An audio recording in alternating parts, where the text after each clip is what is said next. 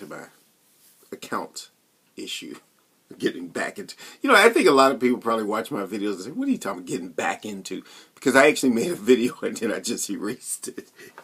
So it's not what it's put up on YouTube. So I'm sort of talking like, that's the thing about when you're talking in a room by yourself to a computer or to a screen or whatever, or to a camera. You just assume that like there's that invisible third person or the second person in the room who's, there with you. We all have that other person. It's really a thought person. I can call it the thought person. Like when you think of your audience, they're really in your mind when you're thinking. And so I'm talking like as if I always have an audience, even when I know I don't. But here's the point. My main point is this: that things in life are like an account. And it's just like I said before, using the example I gave of one of the bosses I used to work for, who just assumed that she had resources that she didn't have. People do that. I think that's one big problem with a lot of people, with a lot of different things. People assume they have things that they don't have because they kind of just reason it out. I mean, they really do reason it out. I mean, we often talk about where people have to reason, yeah, but they do reason it out. See, if you have authority, you have authority and you have power, and so people have to bow down to what you have to say. If you tell them to do something, they got to do it. You tell them to jump, they have to ask how high. You tell them to shit, they got to squat, grunt, and ask what color. I mean, really, seriously, that's the way it is in life, in thought, in the way you think about it. But in real life, when you actually go to do what you got to do, when it comes time for executing on that program, things don't work. It doesn't work. People aren't going to just do what you say do. And maybe you may say, well, I have authority. And maybe you can arrest them and you can have them shot or you can have them tortured or whatever. But if they refuse to do something, that's going to mess up your whole plans. Even if you can punish them, it doesn't mean anything. It's just like, with God. I get to thinking, God in the Bible, he wanted to do something. He wanted to create this perfect world, right? That was his ideal, right? That's his story. so like Reservoir Dogs. So that's his story, right? And like what's his name? Nice Guy Eddie. So that's your story. He created this perfect world. He was gonna make everything perfect, and everything was supposed to go perfect. That's your story. Well, let me tell you something now. But the thing is that God wanted a perfect world. It's just like, I paint something, I want to create a perfect painting. But then something goes wrong. Who am I going to blame? If I make a brush stroke that's a little bit too wide or too this and I go a little bit too far, I could either go back and cover it up and correct it. Sometimes I've done that. Other times I just let it go and maybe paint something around it like as if I meant to do it that way. There is, as they say, the happy accident. It could turn out to be a good thing. It could be serendipity. Some mistake you make suddenly makes something look good. Mistakes can be things that can become, great things. It's like that song, one of the Beatles songs. I think it's a song called I Saw Her Standing There or something like that. At the very beginning of that song, there's this feedback from the guitars, which is actually a mistake. But they liked it, and they left it in there. And it became such a thing that other musicians sort of copied that thing. This thing that was an accident, but it turned out to be a good thing in a song. But anyway, that's not my point. My real point is that a lot of times people count on things that they don't really have possession of, or you don't really have it. You assume you have it. You assume you're going to get cooperation. You assume that people are going to follow you. And you assume that people are going to respond to threats and punishments that you can actually carry out, even if you could actually carry them out. You assume. But when people refuse, what do you do? What do you do? I get to thinking about the civil rights movement. When Rosa Parks refused to sit in the back of the bus. I'm sure that up until that point, everybody just assumed that, well, black folks are going to obey the rules. You put the thing up there and people sit in the back and that's it. And they don't do it, they go get arrested. And people had been arrested before. It wasn't the first time. In fact, interesting story about Rosa Parks. That wasn't the first time she had been arrested for that. It had happened before.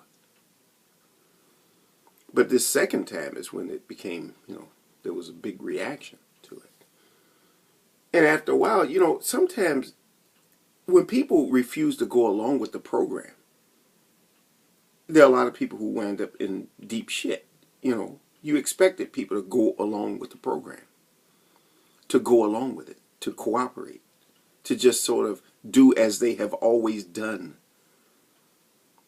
But changes happen because people refuse to just do as they have always done. They refuse to just go along with the program. But people they work the program and they pencil it out like an equation, like a math equation.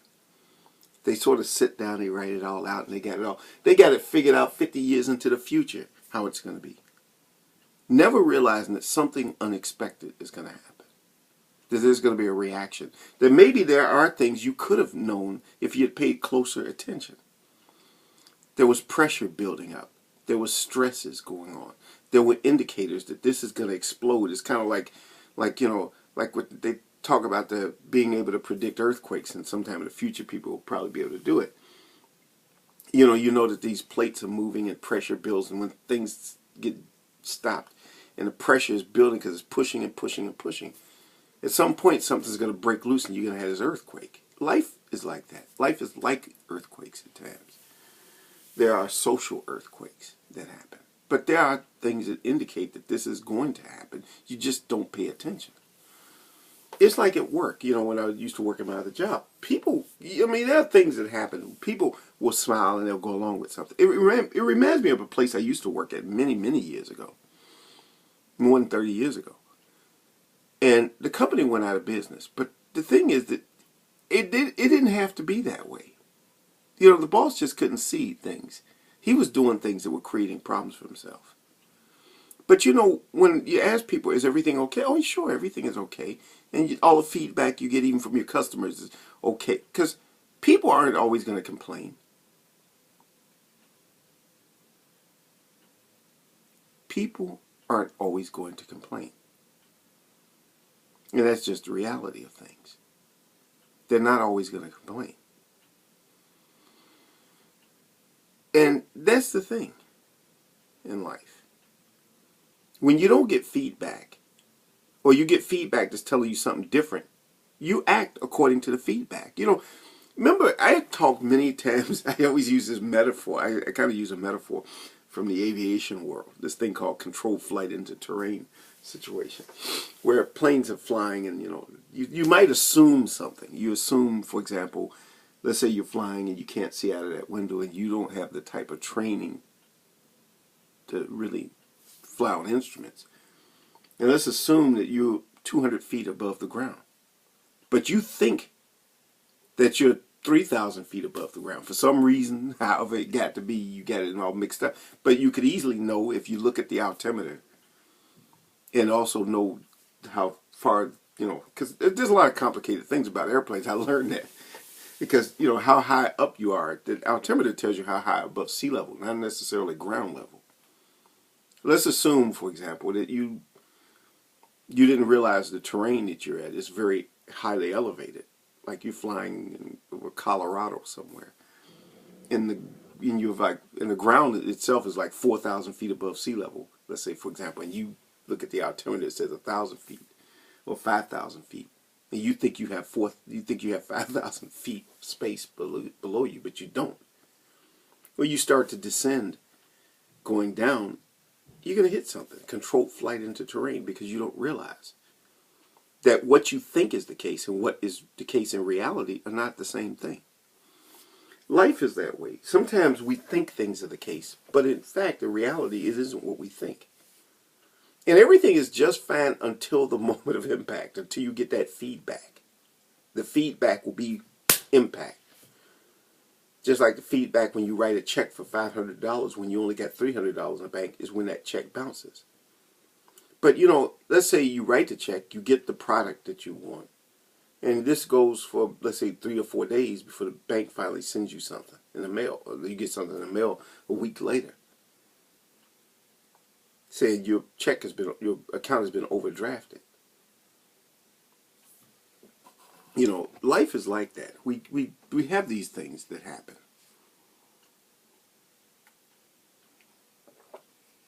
You know, a lot of times you have to use metaphors and things, and I think that's a good metaphor of not knowing. Thinking something, because your thoughts are like checks. Think of your thoughts and your ideals and what your beliefs are like checks. In reality, the actual feedback, what you actually experience is like cash in an account.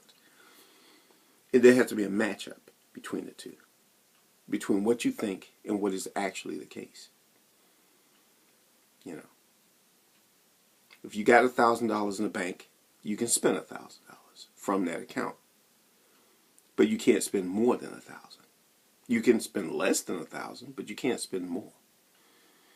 And it's the case with everything else in life. You can't do more than what you have in your account. A lot of times people think that they are, you know, that you're a no limits person, for example.